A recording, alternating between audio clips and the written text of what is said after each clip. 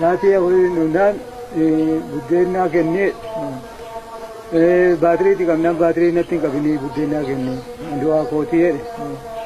Isa booddee buddeen ka'ee lafaa warraa koo kaasee buddeen kenneef.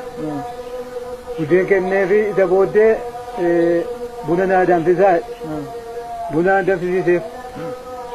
Isa booddee borii addunyaa na boqochiisaa na baay'ee rakkina qabuun jedhee.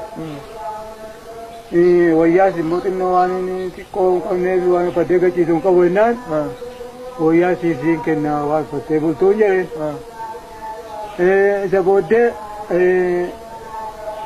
otuma seenyaa somno sa'aatii torba ta'e afuriin dhufe sa'aatii torba taanaan rafiin jedhe rafee ani egaa waan ciisa malee yaadi koo hin jiru nan ciisne yaadi koo nan ciisne na wacaa garuu lafti kana duraan moo dhaga'eera. Isa booddee isa raffiseetanii manaa kootiin mari'atte qalbii maali. Amma namicha ni wancaasaa wanti ni ta'e bu'inaa naan jette. Obseen ciise.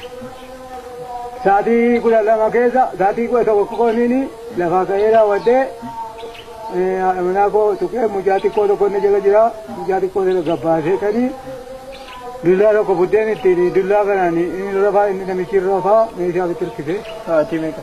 Sa'aatii 11. Halkanii barii keessa. Amma sa'aatii 11 dullaan dhahee lafa inni ciisutti. Isa booddee manaa kootiin meeshaa naaf yennaan naatee raawwattee isheen meeshaa dhiistee dullaan narratti na gargaarte. Isa booddee wanni achi lafaa ce'ee wanni meeshaa fudhatuni dullicha gadee meeshaa harkatti qabadde. Meeshaa harkatti qabadde meeshaa harkatti qabaddeen amma wal qabannee keeshaa boqqolloo tokkotu jira boqqolloo gubbaa dabarsee wanni na kuffisuun fuudhee qophaase. Alatti na qabatee nyaggoleen qabadde meeshaa sadadii seetii caccala isaatii fi afamuusii nyaggolee qabaddeetanii ofirraa qabe caccala isaa deeffatee inni na arginu narkutuuf harka mirgaatiin harka tokko miidhamee harki bitaa miidheera.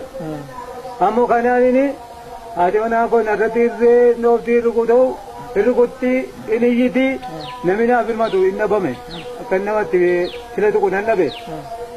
Isa booddee otuma iyyituu deemtuu nyaatee ulee gattee harkumaan irratti tumti. Isa booddee abbaa koo na nyaachiftuu diinni na nyaateera biyyoo abbaa keessa na nyaatuun jedheen. Ammoo kanaan inni kun hirribaa ka'ee fiigaa dhufe. Maal keessan? Obboleessa kooti. Qotisuudha. Isa booddee abbaa koo maanni inni naan jennaan diinaa narratti dhayu akka abbaa kee dha'uun jedheen. Achumaan narratti dullaa lafarra buuse. Nagatii jala raawwateetu isa kana qabate harka mirgaatiin. Harki bitaa miidhameera. Awwanni isa kana qabatutu haati warraa koo dullaa lafarra buute.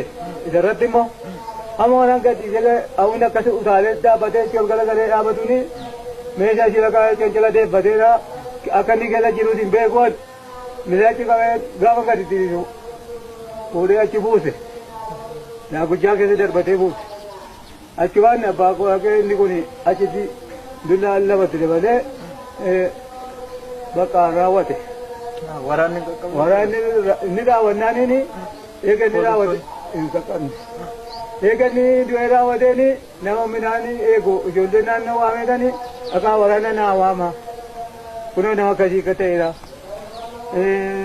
Diinni sababameedhaan akkatti jedhanii waraana ergee waame.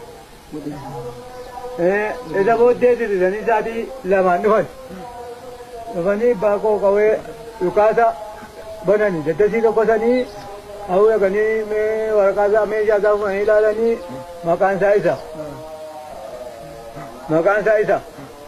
Ammoo kanaan egaa ittiin birmatee akka nama 300 oliidhaa namni birmatee guyyaa guutummaarra oollee intiniidhaan dhufanii qarratanii namicha walgahii gaafa yaa'e sanas qarratanii baakoo fuudhanii gadiyeetti finne laalootti finne. Laalootti finnaa warri galcheedha amma dhufanii nuukaa fuudhanii. Kana haalli koo. Otoo akkasiin go'iin dura eenyu isin gortanii barumsa taa'in? Barumsa isaa warruma walgahii yaasisu nama akkasii arginaan akka itti kaatanii kan jedhani walgahii gaatti dhagaye. Kanatu wanni irraa naqaqaanaan inni kan hojjedhe.